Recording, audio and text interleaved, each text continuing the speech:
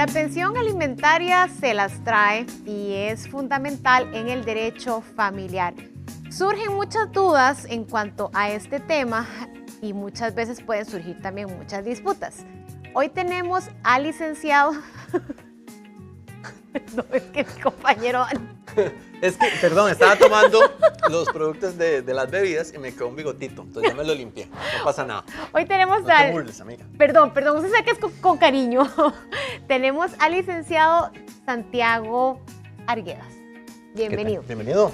Hola. ¿Qué temilla le fuimos tardes, a poner, licenciado? Claro, pero a la orden. ¿Qué se entiende por pensión alimentaria? La pensión alimentaria en términos generales es toda aquella ayuda que necesita una persona para continuar con su vida normal, por así decirlo. Ok.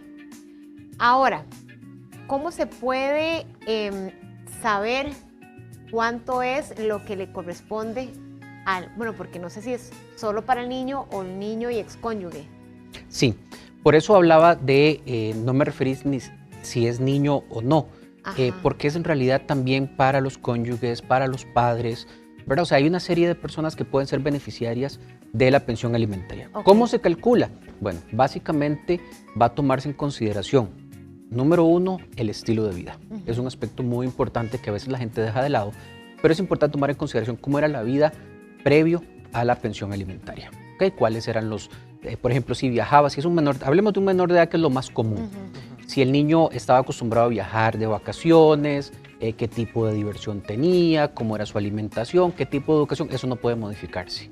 Entonces ya ahí tenemos el primer sesgo de cómo se va a tener que calcular esa pensión. No, y hay otros aspectos adicionales. Perdón, ahora también para ubicar, porque hay realidades de divorcio que también aplica, pero en el caso de que no se casaran, ¿el niño o la niña tienen derecho a ese tipo de pensión? Sí, claro, por supuesto. Recordemos que la pensión alimentaria es un derecho que ya el niño al haber nacido ya lo adquiere casi que automáticamente. Hay que ir al proceso judicial como tal para demostrarlo, pero no implica si la pareja está casada, si está divorciada, si está en unión de hecho, eso no hace ninguna diferencia. Ok, en ese caso sí, los menores son los que asumen ese dinero que se les entrega. Ese con el derecho, fin de... correcto. En primera línea, los hijos menores de edad. Ok, ¿y hasta qué edad? Ok, aquí hay dos temas importantes. La jurisprudencia ha cambiado un poco en materia de pensión alimentaria. Entonces, por ejemplo, el primer término es hasta los 18 años cumplidos. Antes se hablaba de que de los 18 a los 25 tenía que demostrar que estaba estudiando y con una buena carga académica y con buenos resultados. Eso se mantiene.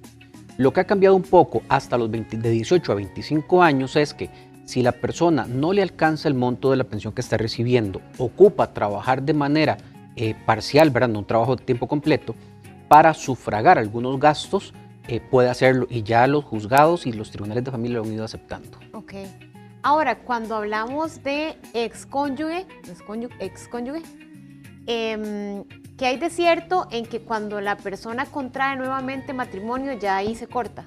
Claro, se corta por una sencilla razón, porque ya acabó la necesidad. ¿Verdad? Recordemos que la pensión se da porque mi ritmo de vida cambió al estar la ruptura, ya sea matrimonial o de unión de hecho. Entonces, ya ahí, al haber cambiado la circunstancia por la cual yo solicité la pensión, si es de cónyuge, entonces, al tener una nueva relación formal demostrada, ya acabó esa necesidad que tenía.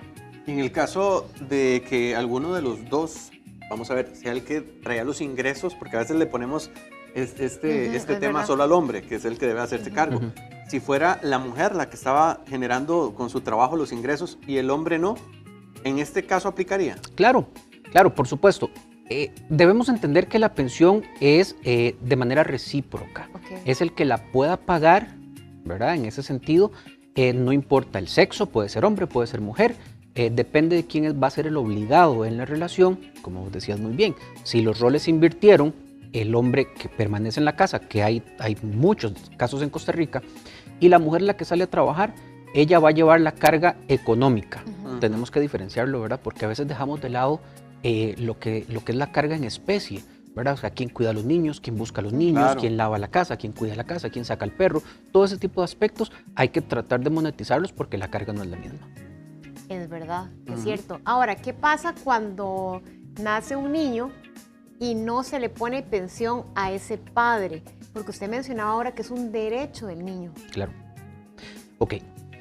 Ahí, vamos a ver, hay varios aspectos o varios actores que pueden intervenir en la causa. Puede que la mamá, por un tema de cariño, no quiera ponerle pensión al padre de la criatura. Puede suceder. En ese caso, sus abuelos pueden, si está demostrado que hay una carencia, que el niño tiene una necesidad, pueden hacerlo, ¿verdad? A ruego.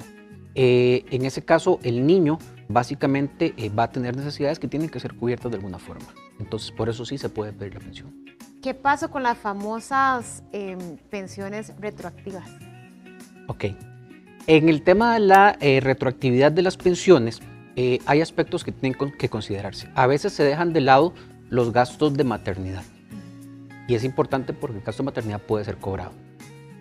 Puede ser cobrado el gasto de embarazo también. Y hasta 6 meses hacia atrás es lo que se puede reclamar. Entonces, en gastos de embarazo, ¿verdad? Y maternidad, por ejemplo, 1 año, pero en gastos de pensión hasta 6 meses en retroactivo. Ahora, ¿qué pasa cuando a este padre, porque de repente hay poco interés, no se le pone pensión y tampoco aporta con el niño? Si ya después ese niño crece, es profesional, si ese padre que nunca vio por ese hijo, luego le quiere poner pensión a su hijo que nunca vio por él. Ok, muy común, parece mentira, pero vieras que hay casos innumerables en esa situación. Entonces, ¿qué es lo que pasa? Que ahí el menor puede demostrar que hay una ingratitud de parte de su padre, que nunca lo vio siendo menor y ahora que tiene un éxito profesional o un éxito laboral, quiere venir a reclamarle esa pensión ya cuando es un adulto mayor, y ahí va a tener que demostrar con la prueba que el padre nunca vio por él, nunca le ayudó, nunca ni siquiera estuvo de manera emotiva o emocional en su vida, entonces para que ese pago no se dé o no nazca esa obligación. ¿Cómo se prueba eso, licenciado? Bueno, en realidad es muy sencillo. Recordemos que la prueba testimonial es totalmente válida. Van a ver, me imagino, fotografías cuando van de vacaciones y la que sale su mamá o su abuelita, ¿verdad? Y su papá no aparece por ningún lado. Pero es que sucede. Entonces, todo ese tipo de elementos de prueba pueden ser válidos. Y es que el papá tampoco tendría cómo demostrar. No, por ¿verdad? supuesto. Porque no. Y le toca demostrarlo también a él. Sí, le toca demostrarlo por una sencilla razón, porque recordemos que aquí hay carga de prueba que tienen que demostrar el que está exigiendo, las posibilidades del otro y cuáles son las condiciones. Y al que están demandando, cuál es la negativa para poder dar esa pensión. En ocasiones hay maneras también de demostrar algún grado de mala fe que se esté dando en un tema de pensión. Sí, que se da bastante también. Sí, se puede demostrar tanto para decir ya no le voy a seguir dando ese monto porque no es correcto, o como para decir usted debería darlo, pues no lo está dando. Claro, hay un término reconocido por las autoridades judiciales que se conoce como enriquecimiento sin causa. Eso es cuando usted pretende reclamar un monto mayor del que usted necesita o un monto sin ninguna base fundada. Entonces, por ejemplo, hay casos que tal vez en la prensa lo han visto hace años atrás, pensiones de 7 millones de colones, ¿verdad? Y luego llegaron ante apelación, llegaron y vamos a ver, y lógicamente a un monto de 500,000 colones, o sea, de 7 millones a 500,000, ¿qué pasó con todo ese monto de diferencia? Ahí hubo un enriquecimiento sin causa, ¿verdad? Y hay que tener cuidado en ese tema, pues difícilmente el señor vaya a recuperar su dinero de regreso, pero sí puede o sí pudo haber en aquel momento reclamado ese monto exagerado. De hecho, se ve mucho, no vamos a entrar en polémicas ni vamos a decir nombres, pero con los futbolistas. Sí. O sea, aquí en el país se ve mucho que de repente les ponen, no sé, pensiones de 2 millones, 3 millones y la persona, o sea, cómo puede hacerle frente a eso, ¿verdad? Ante una persona que es sana y tal vez es profesional también. Sí, exacto. Entonces ahí es donde volvemos al tema de la prueba, que es importante con los elementos de prueba que se puedan aportar, demostrar que la persona lo que quiere es abusar de la administración de justicia para lograr un lucro, que no es necesario, que sería un enriquecimiento sin causa. ¿Qué pasa cuando se da un atraso en el tema de ese pago de la pensión? Sí. Ok. El tema de los atrasos genera lo que conocemos como el apremio corporal o que en la calle le llaman la orden de captura, ¿verdad? En realidad el término correcto es apremio corporal. Con la entrada en vigencia del Código Procesal de Familia eso cambió un poco. ¿En qué sentido? Que anteriormente los apremios se daban inmediatamente por 6 meses, hasta 6 meses. Ahora eso cambia un poco. Con la nueva legislación procesal, la primer orden de apremio se gira por 2 meses, la segunda por 4 y la última por 6. para poder tratar de recuperar esos montos, ¿verdad? Que no fueron pagados. Me llama la atención con este tema porque en ocasiones he escuchado a mamás que dicen, yo no le voy a pedir la pensión a él, bueno, ya sabemos que no es necesariamente solo a él, también a ella, pero no le voy a pedir la pensión, generalmente dicen las mamás, porque yo me puedo hacer cargo de mi hijo o de mi hija.